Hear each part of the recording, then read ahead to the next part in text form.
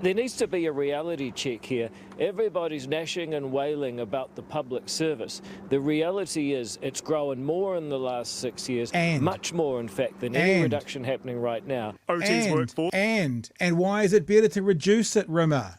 has grown from under 4,000 in 2018 to just under 5,000 at the end of last year, a 26% increase. It now has about 5,100 permanent and... I had a look at that actually out of interest. At that time period, it went from about 4.8, 4.9 to about 5.2, 5.3. It's not 27% increase, but there has been an increase. So all these people are going around going, we want the numbers to go back to 2017 numbers of public servants. Yeah, well, I mean, even if I gave you that, it would have to be more than that because of the population growth, at the very least. I had some moron on my Twitter feed today say, you know, the lesser number, fewer people is always better in government. I said, well, that means by your logic, 0 would be the best number. Because if you got to 50,000, then 45,000 would be better. If you got to 45,000, then 40,000 would be better. If you got to 12,000, then 10,000 would be. So in other words, what you're saying, Mr. Moron, is that 0 would be the best way to run government. That means no teachers, no nurses, no doctors. You know, it's just lunacy. It's idiocy is what it is. Term staff, removing 450 roles takes it back to where it was mid last year.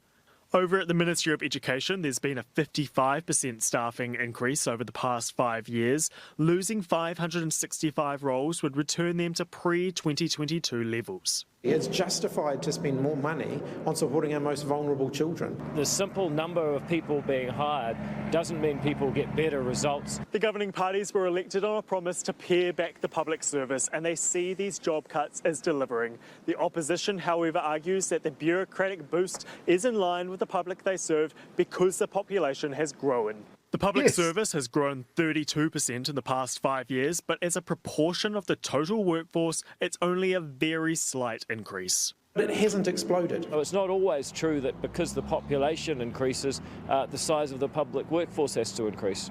And it's likely more cuts are what on the cards. A moron. Jamie Ensor, News. That's as stupid as saying, just because there's more kids in the school, why does that mean we need more teachers?